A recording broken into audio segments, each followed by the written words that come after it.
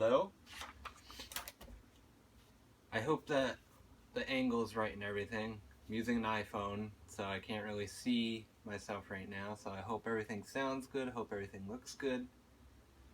Right now, we are going to talk about Batman vs. Superman and how I think it could have changed a couple little things, and it could have been it could have given Marvel a run for their money, you know? So, 2016 was a rough year for DC. Uh, both of their movies didn't do exactly what they thought, especially critically. Batman vs. Superman, they were expecting to cross the $1 billion mark, and I think they came 100 and something million short, which I mean isn't bad, but it's also not terribly good, really, considering The Dark Knight and The Dark Knight Rises, what they pulled in for money. So the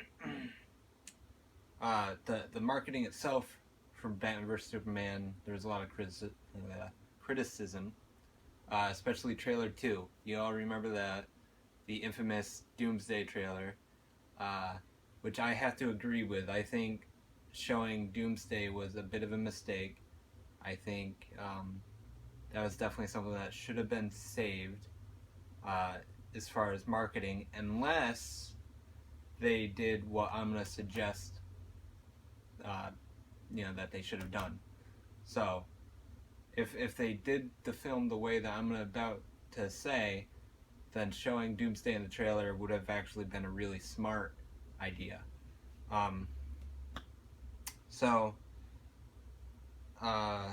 Yes. Alright.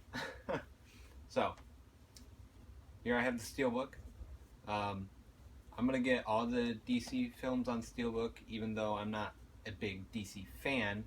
I'm gonna support them, and I'm gonna do what I can to let them know that they can give Marvel a run for their money if they just make some better decision making, you know?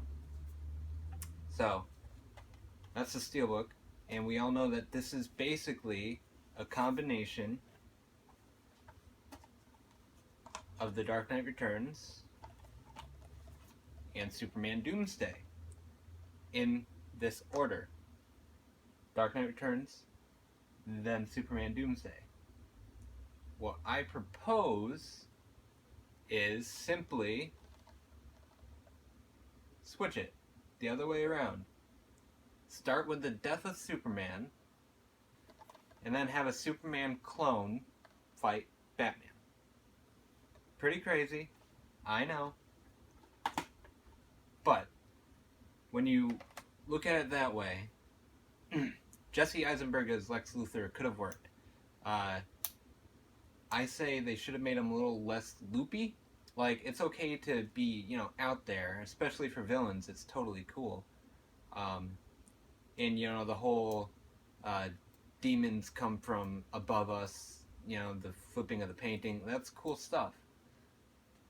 But he wasn't intimidating, he wasn't scary, there's nothing about him that was, like, villain, So, basically, Doomsday should have been his fault. Doomsday should have been locked away on the ship that was, in Metropolis. And Lex Luthor's company should have accidentally woke it up, right? They easily could have been like, yeah, Zod was planning on using this Doomsday, to destroy the world. Whatever. Okay? Whatever. So Doomsday should have been on the ship, and they should have woke him up, and then he should have just started tearing shit apart. Then Superman swoops in to be a hero, and, leads to both of them dying. Then, throughout the fight, you see Lex Luthor I love that shot in Superman Doomsday of while they're fighting, they're like probably a mile away from Lex Luthor, but the glass right in front of him is like cracking because of the force that is being thrown around, and I absolutely love that. So they should have done that, and then he should have gone to the site of Superman's death, and he should have collected some blood. Okay, and then because he's a genius and he's evil, make Superman clones. They don't know that they're clones, right? He just says, "Hey, you're Superman. You're badly hurt. Whatever. I helped you. Go do your thing." But they're a little more unstable, so they actually kill bad guys, kind of like what Superman actually does in the movie. To that one dude that's like pointing the gun at Lois and he just smashes him through the wall. Like, that dude's dead. So they should have done that, where Superman clone was killing people, right? And then it goes on Batman's radar and he's like, what the hell? I thought he was on our side and now he's just killing people. So Batman and Superman in this movie would both have to not be murderers. But that's obviously not the direction they went. And then Batman goes to confront Superman, and they fight. Superman kind of fucks up Batman a little bit, like in a not really a fight, but Batman's just like, you need to stop this or I'm gonna end you. And then Superman just fucks him up really quick. Doesn't kill him, but messes him up pretty bad. So then Bruce takes it personally, and he gets his suit. He gets kryptonite from Lex Luthor or whatever, and have Lex Luthor injecting the kryptonite to enhance his own strength, and please show him with the kryptonite, like, I can't remember if it was like a glove or if it was like kind of like brass knuckles, but just beating the hell out of a Superman clone just cause, totally should do that. Should have done that. And have them fight, and then the Superman clone actually ends up about to kill Batman, even though Batman put up a hell of a fight. The Superman clone's all bloody and everything, and then the real Superman just comes in out of nowhere and just destroys the Superman clone, and then somehow it leaves behind a trail that leads straight to LexCorp. I almost said Oscorp. And Batman and Superman both go in and they have a showdown with Lex, and they ultimately bring Lex to prison. And I think that would have been a much better movie, and they could have done a after credits thing where it could be like, on the ship, it's like, because Doomsday was woken up or something, it sent a signal to Darkseid. Whatever.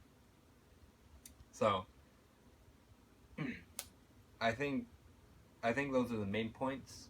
Batman and Superman not being murderers, Lex Luthor being more sinister, maybe a bit more physical, because they have so many plot devices to make Jesse Eisenberg a strong, like, formidable person. There's so much stuff that they could do. So I think injecting kryptonite and then kryptonite gauntlets or whatever would have been a good idea. So those, and then simply taking this formula, right, and then just switching it. That's all they had to do, really, because then it gives, um, you know, Batman an actual reason to be fighting Superman. It gives Superman a reason to be fighting Batman, because it's not really Superman, you know? And that would be a good way to start the Justice League. They wouldn't need to include Wonder Woman or those little Easter eggs, because, I mean, having those Easter eggs doesn't do anything. Anyways, Justice League, they're still gonna have to set up their characters, you know? It's not like Civil War, where Black Panther and Spider-Man, they had a lot of screen time, okay? They didn't have a 30-second clip in a 2.5-hour movie, you know? So, those are really my only few things that I think could have completely changed the movie around. And I'm sorry that, you know, this video isn't as professional as I wanted it to be. You know, I'm still rambling on about a lot of stuff, and I had a script in front of me and I didn't even look at it. But I want to know what you guys think. If you think they should, if they should have done what I suggested, if you have a better idea, or if you like the route that they did go with Batman vs Superman. That's totally an opinion thing, you know. What I actually want to do is unite the Marvel and DC fandoms together, to make one big superhero fandom, you know, instead of screw you, you're a Marvel fanboy, screw you, you're a DC fanboy, which I'm going to make a video about fanboys too, and I'm going to hopefully say the right things to get people to be like, you know what? I do want to give DC movies a shot. I do want to give Marvel movies a shot. So, I am going to go ahead and end this video now. Please support me on Patreon. Like the video, dislike the video, leave some comments, good or bad. You know, I take constructive criticism. I take it to heart. If I did something in this video or said something that you aren't clear on or you didn't really like, just let me know, man. You know, yeah. I would love to talk to you guys, to, you know, hear your thoughts and everything. So, you know, please just leave me some feedback, and if you can donate $1 to my Patreon, that would be absolutely amazing. But if not, that's fine. You know? So, thank you guys for watching. I hope this video isn't too long. It's probably around 10 minutes or so, but yeah, maybe even before you go, watch these movies in this order, and then try to, you know, use your imagination to link them together, okay? So, like, not beat for beat, like all the Joker stuff obviously wouldn't be in Batman vs Superman, but just watch them in this order and try to understand what I'm saying. Alright? So, thank you, and bye-bye.